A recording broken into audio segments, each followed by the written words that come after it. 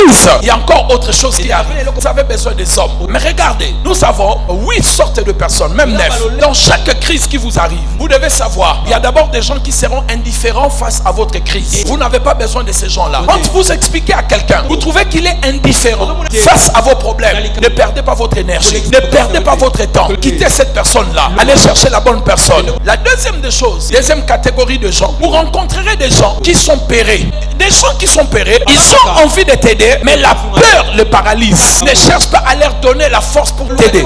Quand quelqu'un a peur de t'aider, quelqu'un est peureux, laissez cette personne-là. Passe à d'autres personnes. Troisième catégorie de gens, ce sont des gens indiscrets. Des fois, ils ont un bon cœur, mais ils sont indiscrets. On ne confie pas ces problèmes à des gens indiscrets. Même s'ils sont généreux, même s'ils vous soutiendront, même s'ils vont vous donner l'argent, ils vont vous aider, mais toute l'église sera au courant de ton problème. Toute la famille sera au courant de ton problème. Ne passez pas le temps d'expliquer aux indiscrets vos problèmes. Quatrièmement, ce sont des fouillards. C'est des personnes qui préfèrent sauver leur vie que de la perdre à cause de toi. Et de ce genre de personnes, si vous le constatez, vous le voyez, il faut le fuir. Cinquième genre de personnes, c'est les personnes que vous avez besoin. Ils sont de résistants. Des résistants. Ces résistants, je les subdivise en 4 parties. Les résistants, ce sont des personnes qui se décident de résister avec toi, de combattre avec toi. Quand tu es malade, ils deviennent malades avec toi. Quand tu es dans une crise, dans un deuil, ils pleurent avec toi. Quand tu es dans une situation, ils marchent avec toi. Ces genre de personnes, vous devez prier Dieu. Demandez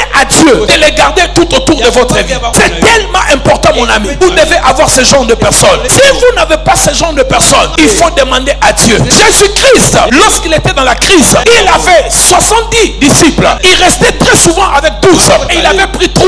Même les 3 là, ils étaient partis pour résister. Avec Jésus dans la prière, ils n'ont pas pu le faire. Jésus a dit, vous n'avez pas pu résister avec moi-même 1 heure. Donc, lors d'une crise, on a besoin des gens qui peuvent résister.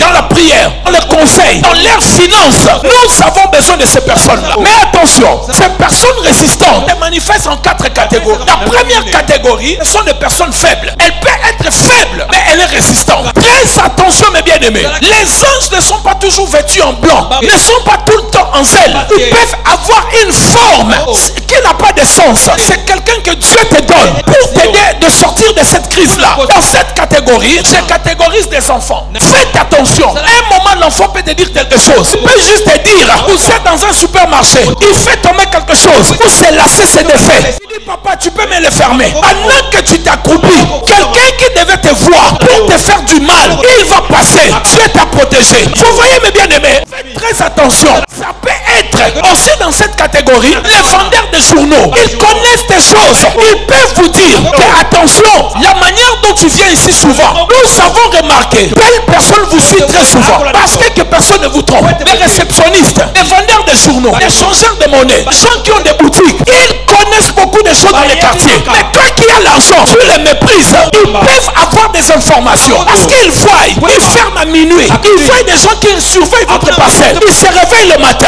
Des fois, ils peuvent vous conseiller. Ils ne vous donneront pas l'argent. Je vais dire autrement, ces gens de personnes ne sont pas puissants, mais elles connaissent des gens puissants. C'est comme cet enfant. Il travaillait chez Naman.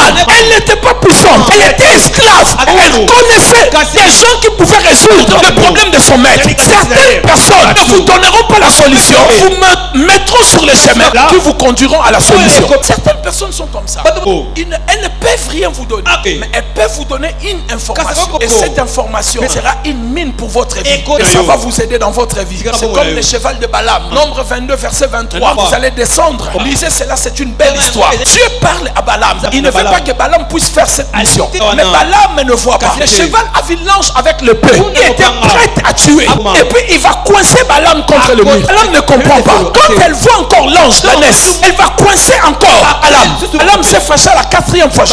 Balaam va frapper son ânesse. Il a dit, Dieu a ouvert la bouche de l'ânesse. L'ânesse a commencé à parler. Pourquoi tu me frappes? Je t'épargne seulement la vie.